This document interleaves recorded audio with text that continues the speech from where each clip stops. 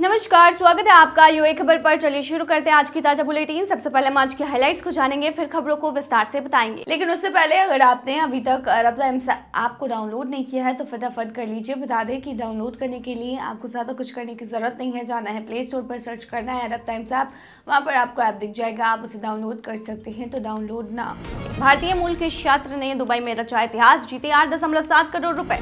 Dubai में नया fraud, social media पर ट्रैफिक फाइन छूट के नाम पर ठगी से सावधान। यूएई का बड़ा बयान, सैनिकों वाला विमान गिराए जाने की खबर झूठी। अबू धाबी की बेकरी सील, फेल हुई सफाई, उड़ाई नियमों की धज्जियां। और आखिर में जानेंगे क्या है आज के रियल रेट्स, क्या आज के गोल्ड रेट्स और क्या है आज के दरहम रेट्स। तो चलिए खबरों को डिटेल में बताते हैं। भारतीय मूल के छात्र ने दुबई में रचा इतिहास, जीते 8.7 करोड़ रुपए। वेन नैश डिसूजा जो सिर्फ 18 साल के हैं और अमेरिका के यूनिवर्सिटी ऑफ लिनियोस अर्बन कैंपेन में एरोस्पेस इंजीनियरिंग की पढ़ाई कर रहे हैं, उन्होंने Dubai duty free millennium referral में $10 लाख का इनाम जीत लिया है। वेन ने ये लकी टिकट 26 जुलाई को दुबई एयरपोर्ट से खरीदा था, जब वो अपनी पढ़ाई के लिए अमेरिका जा रहे थे। वेन ने बताया है कि वो और उनका परिवार पिछले कई सालों से इस रेफरल में हिस्सा ले रहे थे। उनके शब्दों में था कि मैं 5 साल की उम्र से सफर कर रहा हूँ और मेरे माता पिता तो शायद 30 साल से ज्यादा समय से टिकट खरीदते आ रहे हैं। इस बार मैंने खुद कोशिश की क्योंकि मुझे लग रहा था कि कुछ अच्छा होने वाला है। उन्होंने अपने पापा के अकाउंट से टिकट खरीदा क्योंकि अभी तक उन्होंने अपना अकाउंट नहीं बनाया था।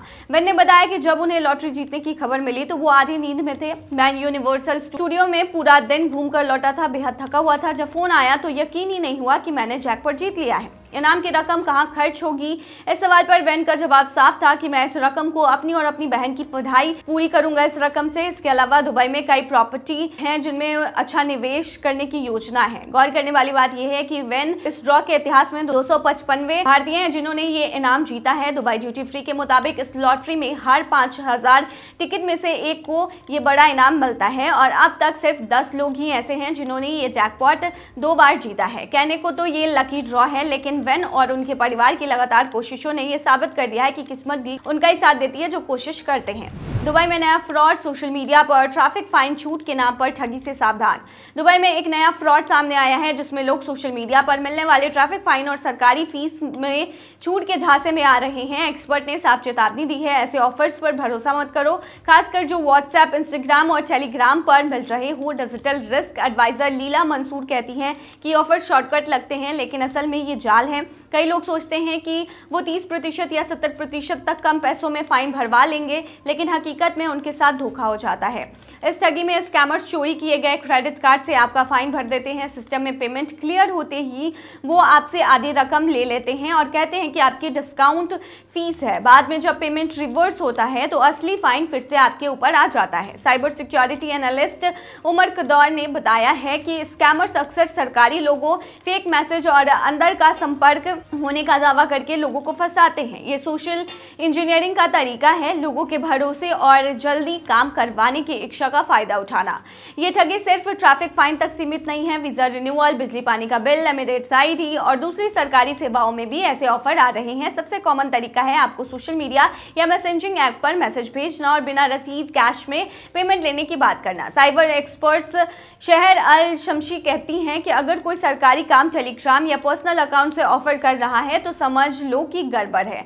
वो सलाह देती हैं कि हमेशा यूएई पास मिनिस्ट्री के ऑफिशियल ऐप या वेबसाइट से ही पेमेंट करें।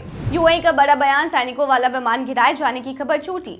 संयुक्त अरब अमीरात ने उस दावे को पूरी तरह से खारिज कर दिया है जिसमें कहा गया है कि सूडान की वायुसेना ने दारफुर के न्याला हवाई अड्डे पर एक अमीराती कार्गो विमान को गिरा दिया। सूडान के सरकारी टेलीविजन चैनलों और कुछ अंतर्राष्ट्रीय मीडिया रिपोर्ट्स में यह दावा किया गया था कि यह प्लेन खाड़ी क्षेत्र के किसी एयरबेस से उड़कर आया था जिसमें दर्जनों कोलंबियाई भारे के सैनिक हथियार और सैन्य उपकरण लदे हुए थे।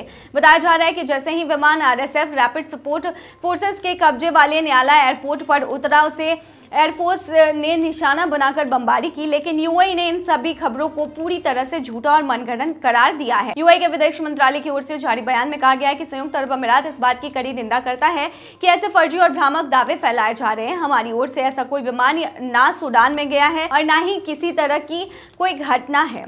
मंत्रालय ने आगे कहा है कि यह गलत सूचनाएं फैलाने की कोशिश है और इससे क्षेत्र में तनाव बढ़ सकता है। यह विवाद ऐसे समय में आया है जब सूडान में आरएसएफ और सरकारी सेना के बीच अप्रैल 2023 से संघर्ष चल रहा है। इस दौरान दारफुर जैसे इलाकों में विदेशी दखल और हथियारों की सप्लाई को लेकर कई बार सवाल उठते रहे हैं। सूडानी सेना लंबे समय से यूएई पर आरोप लगाती रही है कि वो आरएसएफ को ड्रोन और आधुनिक हथियार पहुंचाता है, खासतौर पर न्याला एयरपोर्ट के जरिए, लेकिन यूएई लगातार इस बात से इनकार करता रहा है। जहां सूडानी सरकारी चैनल और कुछ सैन्य सूत्र दावा करते हैं कि यूएई का एक विमान बमबारी में नष्ट हुआ, वहीं यूएई का साफ कहना है कि कोई भी फ्लाइट ही नहीं गई थी। संयुक्त राष्ट्र अमेरिकी अधिकारियों और अन्य एजेंसियों ने भी फिलहाल इस घटना की पुष्टि नहीं की है। यूएई का रुख स्पष्ट है कि उसका कोई विमान नहीं गिराया गया और सूडान का यह दावा झूठा है। अबू धाबी की बेकरी सील, फेल हुई सफाई, उड़ान नियमों की धज्जियां।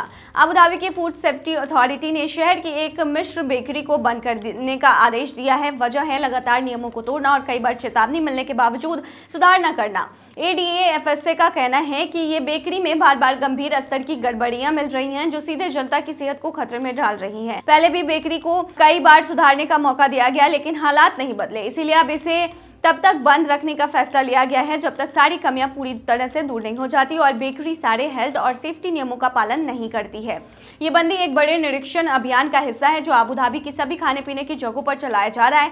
ADA-FSA की टीम लगातार ये सुनिश्चित कर रही है कि हर फूड आउटलेट सफाई और साफ सुथरी और सेफ्टी सबसे ऊंचे मापदंडों पर खरा उतरे। अगर आपको किसी दुकान या रेस्टोरेंट में कोई गड़बड़ी दिखे तो आप अबू धाबी सरकार से टोल फ्री नंबर 800-555 पर शिकायत कर सकते हैं। ADA-FSA की टीम हर शिकायत पर तुरंत एक्शन लेती है ताकि लोगों को हमेशा ताज़ा और सुरक्षित खाना मिल सके।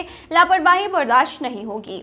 ADA-FSA ने साफ कर दिया है कि जो भी प्रतिष्ठान सेफ्टी नियमों की अनदेखी करेगा उसके खिलाफ सख्त कार्रवाई की जाएगी, चाहे वो कितना भी बड़ा क्यों ना हो और कितना ही पुराना क्यों ना हो। चलिए अब आखिर में जानते हैं कि आज के रियाल रेट्स, आज के गोल्ड रेट्स और आज के दिरहम रेट। शुरू करेंगे रियाल रेट से। तो आज एक सऊदी रियाल में 23.35 रुपया है जो कि पिछले दिन 23.37 रुपया था। वहीं आज एक सऊदी रियाल में 37.34 नेपाली रुपीज है जो कि पिछले दिन 37.29 नेपाली रुपीज थे। वहीं आज एक सऊदी रियाल में 32.42 बांग्लादेशी टका है जो कि पिछले दिन 32.30 बांग्लादेशी टका था। वहीं आज एक सऊदी रियाल में 75.28 पाकिस्तानी करेंसी है जो कि पिछले दिन 75.30 पाकिस्तानी करेंसी थी। वहीं आज एक सऊदी रियाल में 23.34 भूटानी करेंसी है जो कि पिछले दिन 23.30 भूटानी करेंसी थी।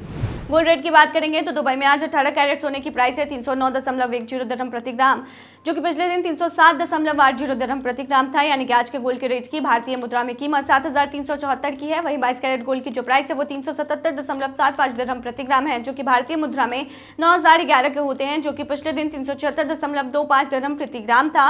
वहीं दुबई में 24 कैरेट सोने के दाम की कीमत की बात करें तो ये 408 दिरहम है जो कि पिछले दिन 406.50 दिरहम प्रति ग्राम था।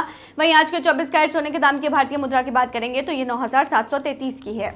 दिरहम रेट की बात करेंगे तो आज एक यूए दिरहम में 23.85 रुपया है जो कि पिछले दिन 23.88 रुपया थी। वहीं आज एक यूए दिरहम में 38.15 नेपाली रुपीस है जो कि पिछले दिन 38.10 नेपाली रुपीस थी। वहीं आज एक यूए दिरहम में 33.12 बांग्लादेशी टका है जो कि पिछले दिन 33 है। वहीं आज एक यूए दिरहम में 76.93 पाकिस्तानी करेंसी है जो कि पिछले दिन 76.93 पाकिस्तानी करेंसी थी। वहीं आज एक यूए दिरहम में 23.84 भूटानी करेंसी है जो कि पिछले दिन 23.81 भूटानी करेंसी थी। तो ये थी आज की ताजा बुलेटिन। ऐसे ही ताजा अपडेट्स के लिए बने रहिए हमारे चैनल पर।